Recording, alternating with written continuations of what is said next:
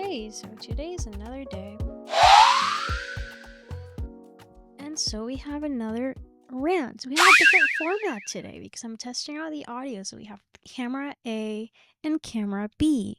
That is still my laptop and it's still the same quality as last time. But now we have camera A, which has a lot better quality. And you have the good audio, so you have a good experience, better than the last ones.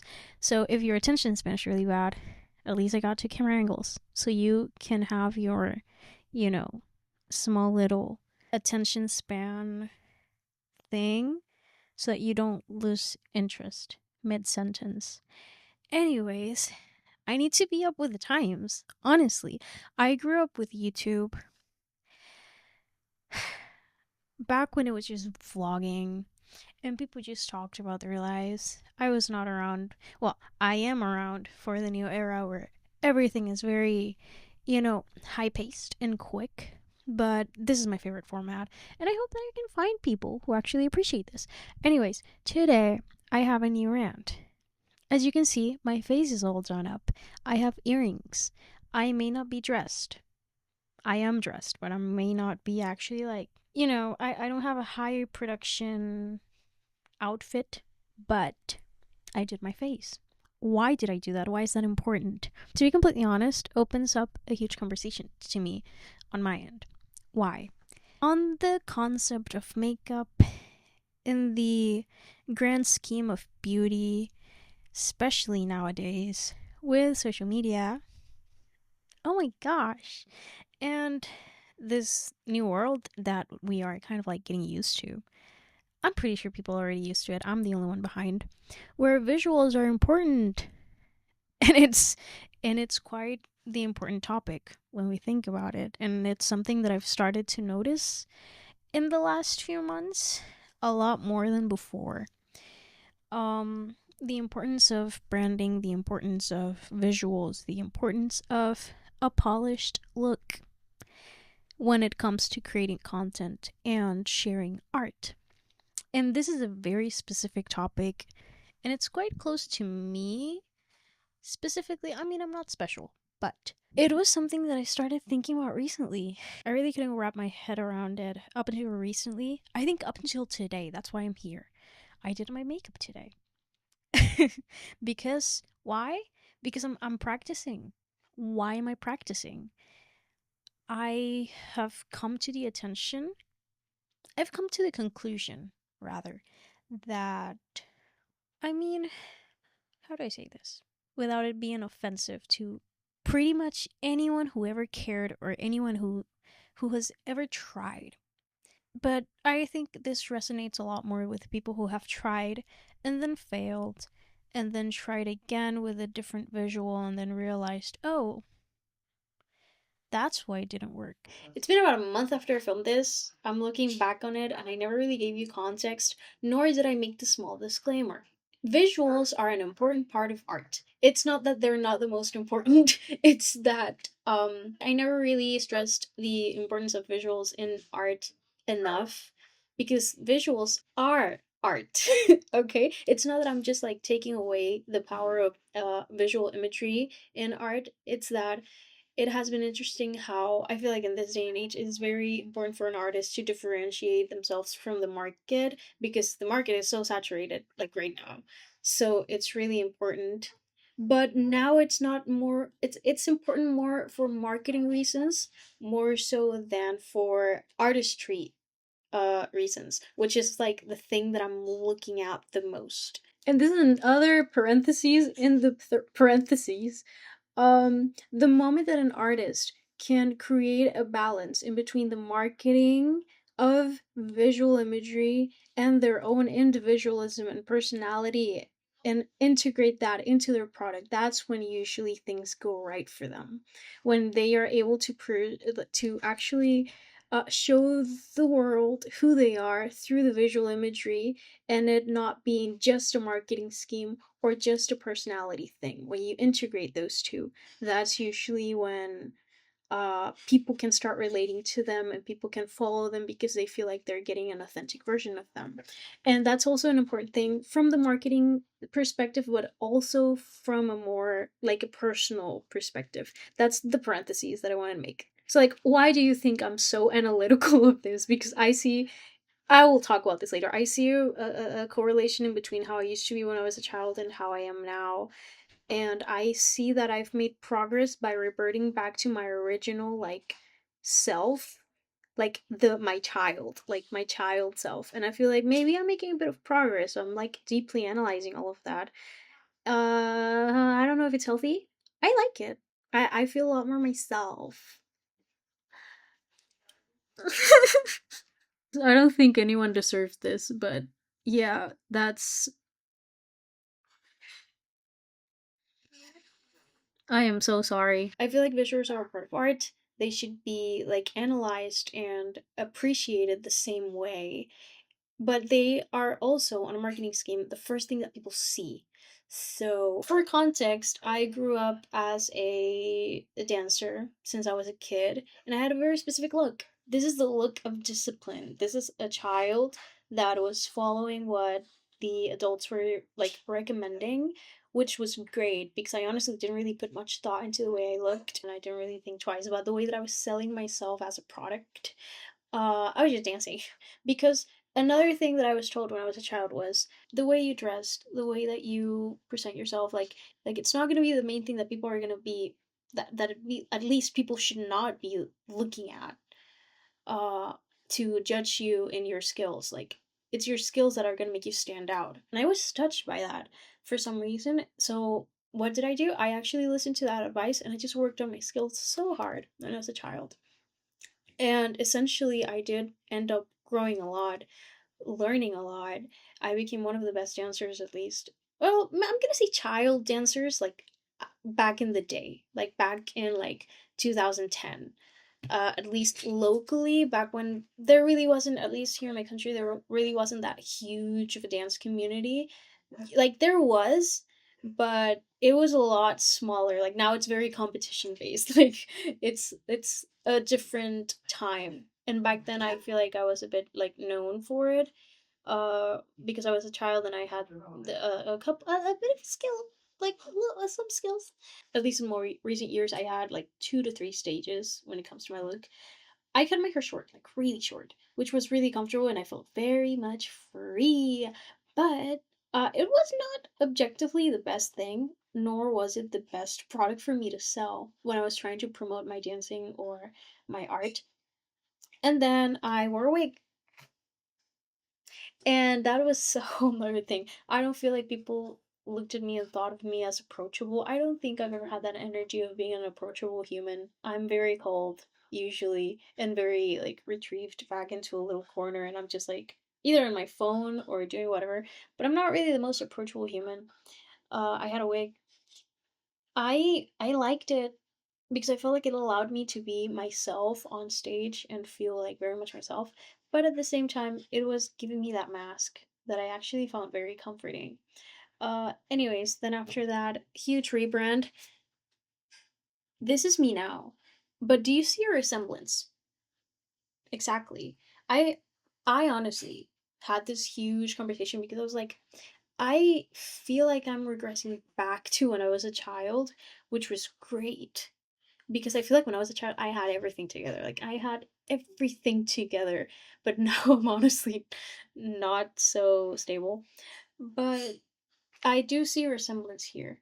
So I'm trying to get back to this, but like on healthier terms and also conscious, which is the biggest difference. Like back then, everything felt very intuitive. Now I need to do all of this, but consciously. I can see a huge difference in between all of my past hairdos and like styles versus now. I saw like this huge, like this shift on people's perception of me, which I know have like I know in the grand scheme of everything, there are so many other factors that go into people's perception of me at the moment.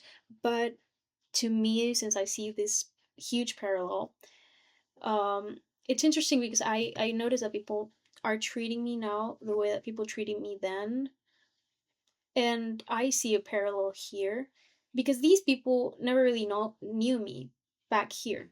But for some reason, I'm getting the same response again here in a whole different area in my life. But that's why I'm like so analytical of it, because there must be a correlation between those two, because these people never knew me here, and these people obviously are not in this part of my life anymore. So it's kind of interesting, and that's why I've been like deeply analyzing everything, and I've just found it interesting. And the word interesting is gonna come up a lot in this video because I say that for some reason a lot. I just find things interesting. I'm a Ravenclaw after all. I am a very curious human, and if I see a correlation, I am going to deconstruct it until I understand it. So this is me trying to understand it, understanding artistry in a marketing scheme as well as in an individualism and personality complex that you share to the world. And that's the context. Now you know, because I never really spoke about it. What you're about to see is honestly just DIY philosophy from an average human that noticed a pattern and wanted to deconstruct it and create a reality where that same perception could be attained through visuals that maybe were not the most comfortable, that but at least I'm trying to make it comfortable for me so that it's not like an obstacle in the future. Anyways, I don't know that yeah, enjoy. I think there's something very specific about beauty and content nowadays. And I'm happy to say, at least on my end, that I'm going into it with a much healthier outlook than I did in the past. Because, as we know, I don't really want to talk about myself. I just want to talk about the world. Things that I don't really want to be offensive. I don't really want to. I don't think this is offensive either. Okay, so here's the thing. On the scheme of beauty and presence, as an artist, is a non given the fact that you do have to polish your product for it to be palatable. And that is something that I'm starting to, not starting to learn. It's something that I already knew, but I was in denial of. Because I didn't really want to accept the fact that there was a level of superficialness. I don't know the word. I don't know the word. But there is a level of only glancing at what's on the peak of the iceberg when it comes to art and sharing art. And it's quite sad. And I guess that's why I was in denial of it for a long time. Here's the thing, my story when it comes to this is that, just to give you an overview, just so that you have a little bit of context. I started making music with my people. Everything went well. It was all very intuitive. But when it came to performing, that's when I kind of like started thinking a lot about that, because I had my own personal identity, my own personality, my own visual. What I am used to looking out in the mirror and how comfortable I was with that. Obviously, I'm not going to say that I've been in showbiz. Oh, obviously, I'm going to say that I have been in showbiz since I was a kid. So I knew the importance of appearance. I knew the importance of the physical and visual aspect of it. Obviously, now it's a lot different because I'm delving a bit deeper into the industry, or at least understanding the surface level of the deeper side. And the fact that visuals and the physical aspect of everything does come into play more than I wanted it to, realistically, it is something that has been very much mind blowing, at least to me. Like I said, starting into it, it was very intuitive. But it's like in High School Musical 3. Do you remember when the drama teacher said, playing a character, that's the easy stuff. But playing yourself, now that's the hard stuff.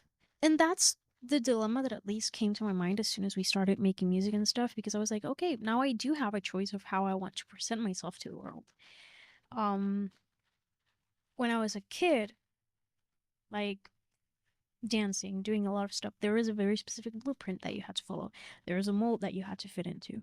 One that I was very used to shape shifting into. Like I was really comfortable in that. And it's interesting because I felt like, in a way, personally, I evolved past that mold, became my own person, became very comfortable with who I was.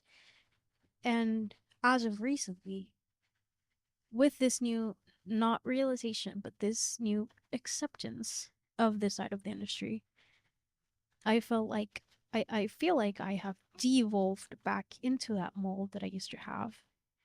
But at the same time, I've been trying to not make it so restrictive. Just so it doesn't like take a toll on me. Does that make sense? I already knew I was. And the thing is that the music that we were making, it always resonated with who we were as people.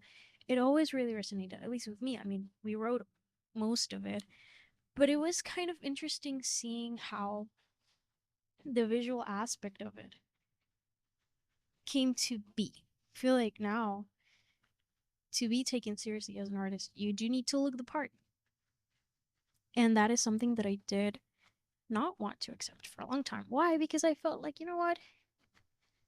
Part of me doesn't want my stuff to be seen, to be completely honest. The reason why I do vlogs, the reason why I am hiding pretty much and making it so that only the people who read, only the people who find this interesting actually are able to find it, was because I did not want it to be seen by the masses, or at least by the people who I thought would not appreciate anything but the superficial aspect of it.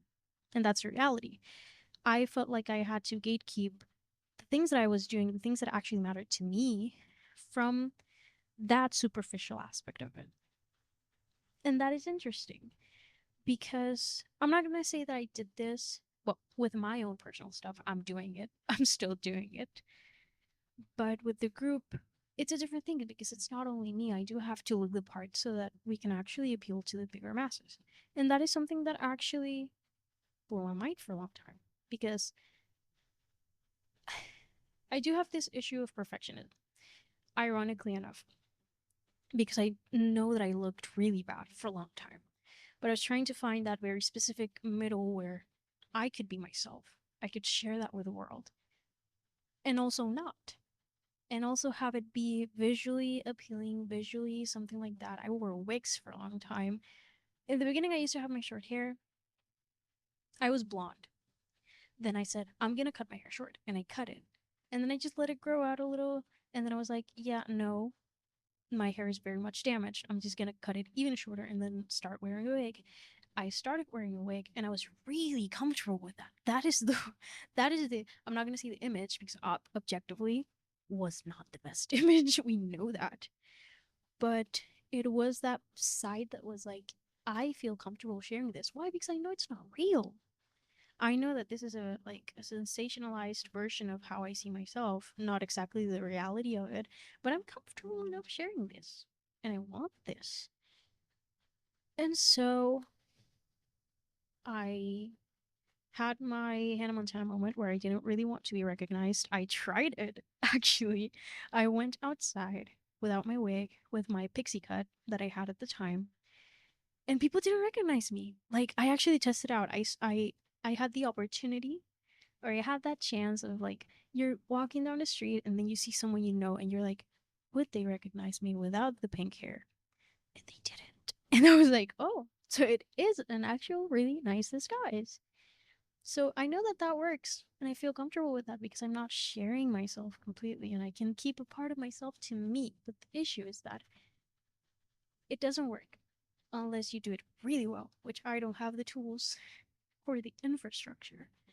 Como dice Detox, no tengo ni la capacidad ni la infraestructura como para producir un visual de ese nivel con las cosas que tengo ahorita. So I would need like a really good wig, like heavy makeup, do a lot of things. And sadly, I don't really want to. I don't think it's not that I don't have the energy. I actually would love to do that again. But the moment that I took it all off, I could sense that gaze again of, oh, I'm actually being looked at. I'm actually being noticed. What the heck? I'm doing the same exact thing as I was doing before, but now people actually care. And it's not that they didn't care, is that they didn't take it seriously. And that is what has been in my mind for a long time.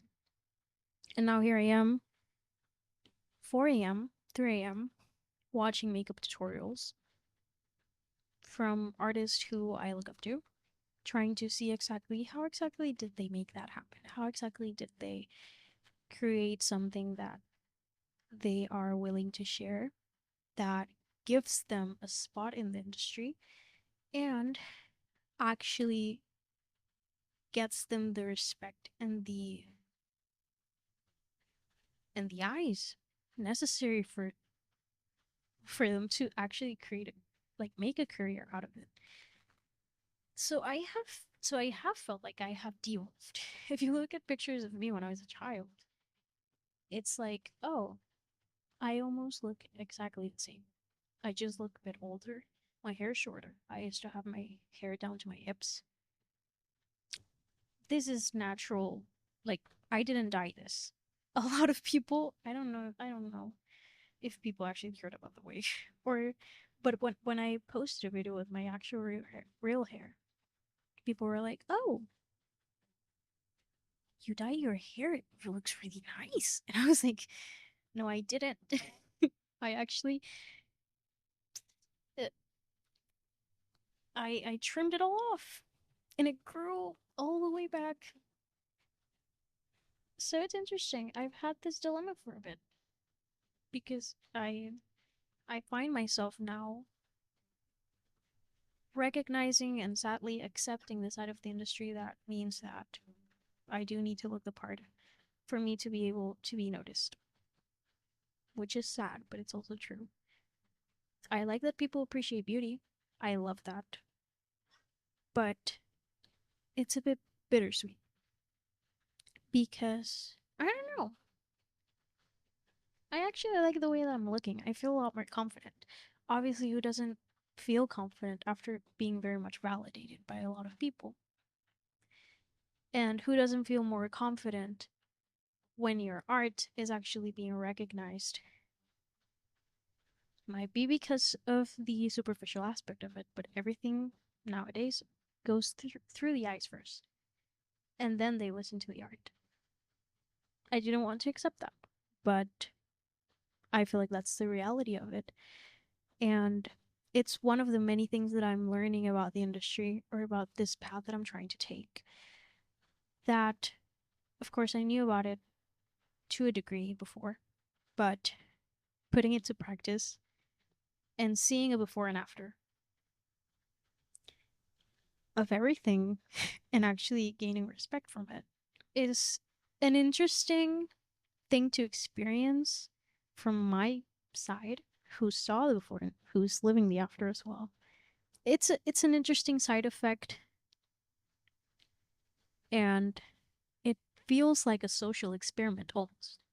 Like everything that we're doing and everything that I'm doing now that I see the behind the scenes of everything. I'm a huge part of the behind the scenes of everything, but everything that we do, especially on my end, or at least the way that I look at everything, feels like this huge social experiment of how will people react to this? How will people react to that? Because at the end of the day, what you need from people is a reaction. You need a reaction to then have to call out for an action so that they can follow you, so they can consume your art. But it all comes from something. And it's interesting having to look at everything that you do and looking at the art and looking at the things that you create and then pretty much filtering it so that it's palatable, respectable, visually appealing, and carries an emotional weight and message so that people can relate, so that they can share, so that they can spread, so that it can go viral, so that it can be seen, so that it can be monetizable, so that it can be experienced and consumed. And it's a lot to take in, to be honest, because you just want to make art.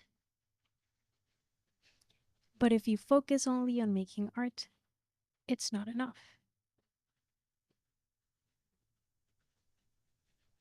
It's it's a weird time to be making art and to be selling art. And it is a huge conversation that I think of whenever I just do my makeup, whenever I catch myself looking at Pinterest, whenever I catch myself watching a video tutorial of an artist that I look up to again to recreate a makeup look that in my mind is going to make people want to see me. Not because I want them to see me, but because I want them to listen to the things that I'm making. Now, this is a dilemma that I had a long time ago. Now, I'm actually happy making the makeup looks and doing the makeup and doing the visual aspect of it because I, like I did before with the wigs, I'm trying to see myself as a separate entity and selling a separate entity because it's a lot easier. Like in High School Musical, we said, it's easier to play a character than to play yourself. And if I know if I were to know something about myself, I know that I'm good at storytelling. I know that I'm good at creating characters. I know that I'm good at creating stories. And for me, it's a lot easier, both personally and just mentally. It's a lot easier to go into a place knowing that you're not going to be judged for the person that you are, but for the character that you're creating. It's easier to take in criticism. It's easier to take in any type of judgment or advice because it's not you that they're judging. It's your character. It's what you're creating. So it's a lot easier. So that is my take on it. That is how I feel. It's interesting. Here's the thing, I also find it interesting the fact that I ended this in such a pessimistic note. I honestly, I feel like I am allowed to be disappointed at my new discovery, but at the same time, I feel like there's a bit of hope because I feel like in finishing this, I was quite like stuck in the idea of maybe building a character and doing that. But I feel like both things can coexist. Like I can try to be myself and show that to people. And I can also build characters. Like I can do both, honestly. And I feel like right now I am more like a month later, a month of growth, I am a bit more inclined to trying to find that middle ground between, what I was telling you about in the beginning of the video, where I was like, you know what? When you can integrate both the marketing aspect of it and the personality aspect of it, maybe that's when you can actually be a bit more approachable and people are going to be they're going to be able to relate, which is what I really want. Like that's essentially my goal, is to have people relate to what I'm doing and what we're doing and be able to see themselves in it. But for that to happen, I need to see myself in it as well. So it's not like I can just like act through it all. So I don't know. I guess now I have different output. Like I have a different outlook on the whole thing. And I guess that's something that we'll just see with time, exactly what it is that I decide I'm doing. And maybe I'm just gonna do both and see how I feel and see what feels more comfortable for me. But yeah, I sound like such like I sound like such a pessimist here, but I feel like I can also, like a month ago I was quite disappointed. Now I see it as an opportunity for growth. So, time will tell. Time will tell. But yeah, thank you for yeah. It's interesting. Whenever I get DMs from people or just messages of praise for my visuals, I don't know. It gives you a lot of confidence, but you also take it with a grain of salt because I'm like, oh, that thing you're complimenting is not real. It took 1 hour and 30 minutes, a YouTube video, and some skills. Some skills that take time to build. So, yeah, it's interesting. That is my rant of the day. Thank you for being here. I hope you enjoyed the two angles. Dun, dun. If anyone resonates with this or anyone relates, let me know in the comments. I don't get many.